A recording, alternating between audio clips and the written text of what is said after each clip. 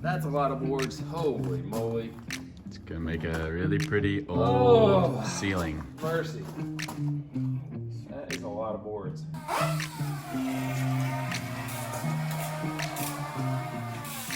know. Man. Let me tell you how many miles it was. Yeah, how many miles did you walk?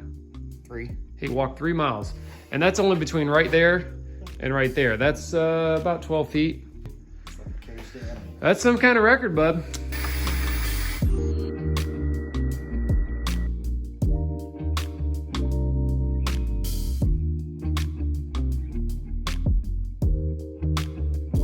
I am having a look around here. Wow. Wow.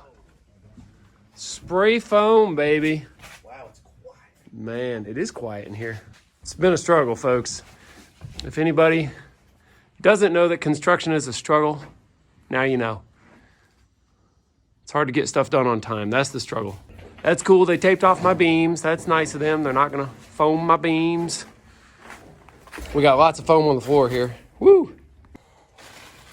So this is cool because we are probably going to paint this whole interior white, except for these beams. These beams are going to stay old and dark like they are. So we've been trying to imagine what it might look like if it was all white in here. And I'm telling you what, it is 10 times brighter in here already, just with the foam. It's basically white. And you can see over there the wall sections that are still not done in the ceiling, how dark that is. All of a sudden, it feels amazing in here. And I'm liking it. Right now, I'm seeing a tool here that I have not seen before used like this. We got a cool old school Sawzall with a giant 3-foot long knife in it, I'm gonna call it. And they're using that for slicing off the foam like this right here. That's pretty cool. Hire an actual camera crew so you can do work. And I can't afford a camera crew. that's what we are. Ray J, I got Ray J. I lost my other set of hand. Yeah, now I got nobody. Oh man, that's all right. I'll be done videoing in just a few hours. So, problem is, I came to put all the wood in the house, but look, the house is not done with insulation. So now I got to stage all this material outside for a day right here, and then we can bring it in. I just can't put all this in the way of the insulators because then they'll be tripping over it. So this is just one more handling of the material, unfortunately, but is what I got to do because I need this trailer. Got to get some more material. This is how we do it. By the truckload, trailer load anyway. Mark, my poor little trailer is not really designed to do what I'm doing here. It's the only way I can get stuff loaded with a lift is by putting these crossbars on it here. And yeah, it works okay. There we go. Bring it on in. Hey, get that camera off me. It's dark in here. Got copyright on that. It's kind of hard to fit these boards up here above the collar ties. As a matter of fact, we ended up cutting a hole in the wall through the attic right there so we could slide the boards in and get them above the collar ties. Otherwise, it's like one of those like little trick things with nails at the craft store where it's a puzzle that you can't figure out how to work it. It's like that. And what I've done here, you can see way over there, I've got this string right here. All right, my little string here is parallel to the ridge. All right, now I'm saying all this because this is important. If you were gonna do this ceiling segment here, see that little short ceiling? 2, 4, 6 feet, it's narrow. And I want it to be perfectly parallel to an imaginary line on the ridge. Now that would be next to impossible to accomplish right here in this very short segment because it'd be really easy to get off. So what I've done is I did the same thing over there. I've got the exact same scenario on that end. I put a string on a line that I know is parallel to the ridge. I stretched it all the way across the dormer so that that imaginary line basically takes this giant dormer out of the equation so that I know that when these boards stack up to the ridge, they will still be parallel to the ridge, even though it's on a very narrow segment. The other side has a giant plane. It's very easy to do and keep everything straight. So that's it for that. That's why I'm doing that. It's really important. If I didn't do that, I don't know of another way really that great that I could make it parallel to the ridge. I'm out here on the other end of the string line now. Let's get a little perspective. So that's where I started a minute ago. String lines coming here.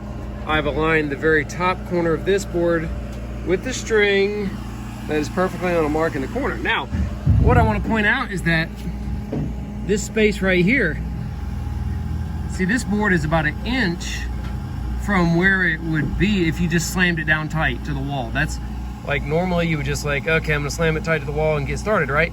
Wrong, not right, because then it would be crooked to the whole ridge line.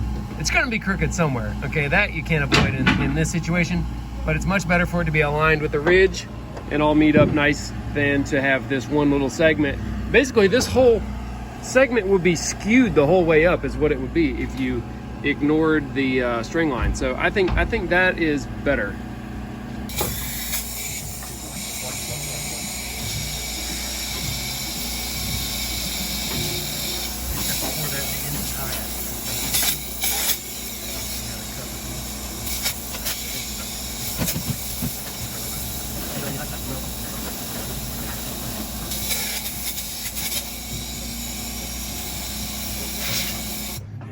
These guys are down here cutting. That's great. Brett's awaiting our next measurement. I'll get it. I'll get it in just a sec. Just a sec. All right. We got some crazy notches going here. Little staggered notches, different. We're going up and over top of these collar ties, but the actual height, the height of the collar ties are different each. So we're actually making an attempt to cut them here. Go ahead. So that's what we're doing right there. Cutting up and over these collar ties and making a notch. It's actually not very fun. We're getting it though. We've got a board that has a significant gap and we need to tighten it up. There's lots of methods to do this. You could use a chisel or a pry bar sometimes. We're using this drive a tapered wedge block into it method. You can see I have a piece screwed to the ceiling. It's the same taper as this piece. I'm gonna insert this in here and then just give it a tap until there's no gap. Tappy tappy, no gappy, everybody's happy, all right? So nice and tight. While it is nice and tight, go ahead and shoot it.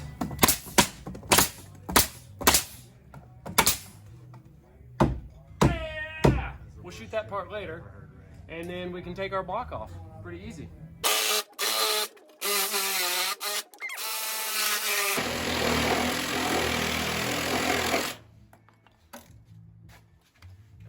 That looks pretty nice.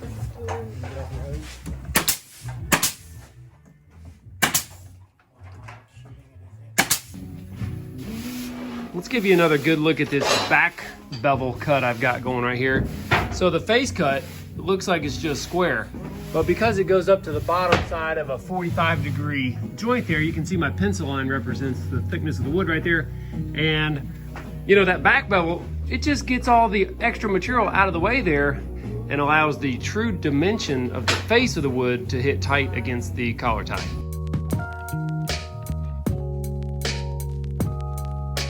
Ray is doing a little special caulking detail here. He's actually using some tape and a putty knife to get the caulk in these like super terrible to reach kind of cracks here. And he's doing something I've never seen. He's storing or saving the extra caulk on his palm there. Yeah. Now, I have done a lot of caulking in the last 20 years, and I've seen a lot of other people do caulking in the last 20 years, and I have never seen anybody do that. Ray, do you have any explanation for yourself? I mean, I don't. He does not have an explanation. You just gotta do what you gotta do. Other than you gotta do what you gotta do. I like the way you roll, Ray. Yeah. You don't have to follow the rules, right? No. All the other painters and caulkers, you don't have to follow their rules. No. I mean, I don't know why you would. The real reason is I don't have a rag. It doesn't have a rag. Oh. Okay. Well, look, this is handy because then we can just It's handy. break it off. You can put it back on somewhere, right? Yeah, exactly. I like it. Well, we almost got finished. We did not quite get the ridge right there, but that's going to take a while. Lots of cuts, lots of angles, lots of this and that. So, hey, but we got pretty much all the big surface on the ceiling done. That's exciting. It was a lot of work. A lot of bending over backwards, sideways, twisting around, crawling around. All the fun things we love to do.